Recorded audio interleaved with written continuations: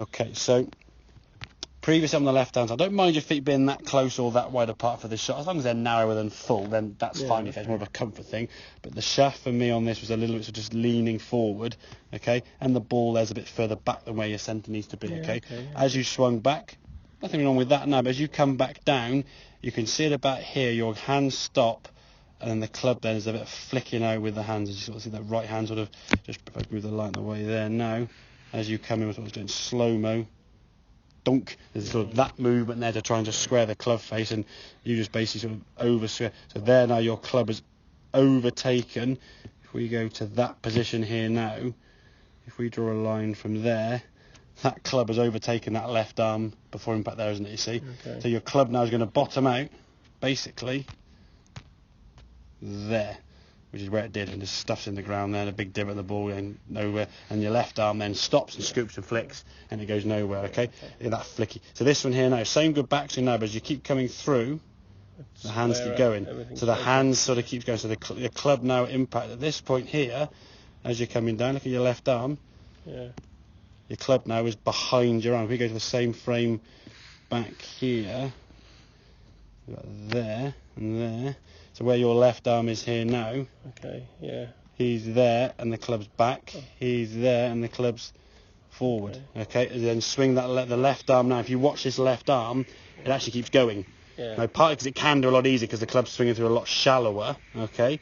But the feeling of your arm continuing through and the club not overtaking too early means that club can sort of bounce to the ground and come through. Whereas this one, wrist flick it, and it's like, whoop, and just stick in the ground. Now I think as well what you did was, because you hit a few shots ground first and or thin, you kept putting the ball further and further and further back, which puts the shaft further forward, which creates steeper and increases the leading edge of the wedge, which gives you more dig.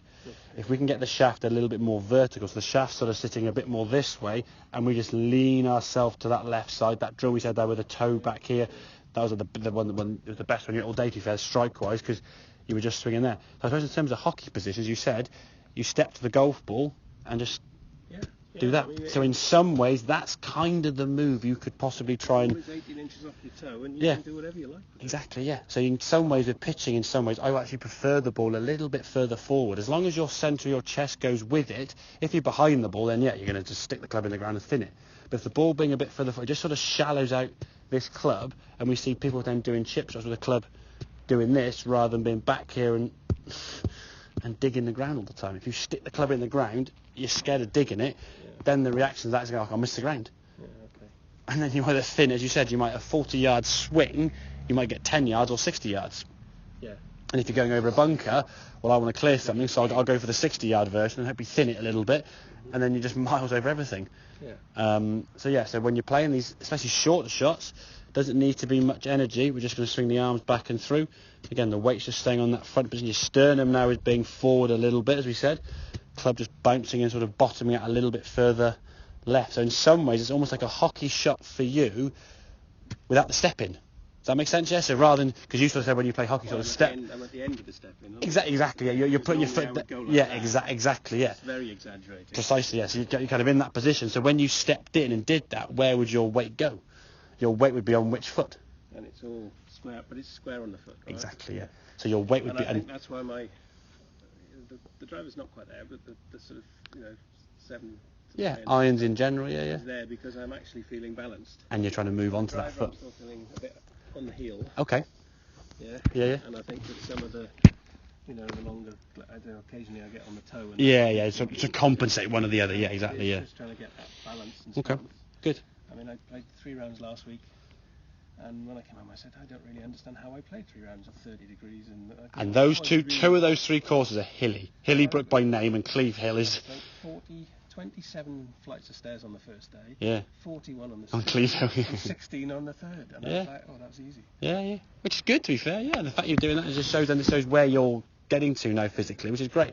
But I think in terms of these pitch shots, almost sort of think yourself as on the weight on that front, on that left foot, and just I'm not going to step in and just you keep that foot square. So about it that way in terms of, but as you say, not there. Yeah, exactly. You want to put the hands go further forward. You look at the golf club, sits down there. If the club sits vertically there, Andrew, that banks now is the lowest part of the club. If I do this, the leading edge is the lowest part, and that's the first point of contact with the ground, and that's the dig. And in the winter, even more so. Okay. So from a point of view, you don't mind that or that? Not really, no, it's more personal preference. That seemed more comfortable today. Yeah, okay. Because there is probably a, I don't know, that seems Maybe like a real small shot. margin Yeah, there. exactly, yeah. So there's a If little you feel a bit more bass, to be fair, that's fine, yeah.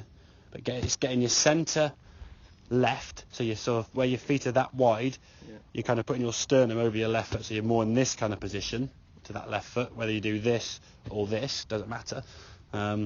But you see your club now just bouncing and bottoming out nice and just disturbing the turf, and there's no dig there, okay? Does that make sense? I must have done a few, it's gone shiny. Exactly. No, Good stuff. Yeah. Good stuff.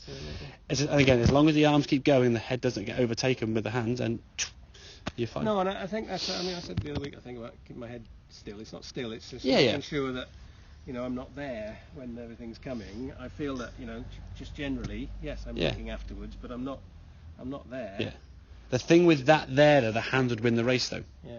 When the hands stay back here, that's when the club loses the race. So the club wins the race. So staying down too long can lead to digging a bit earlier. Yeah. I'm not saying we obviously do that, but allowing things to sort of to come through with a bit more natural thing. Lovely. Okay. Yeah.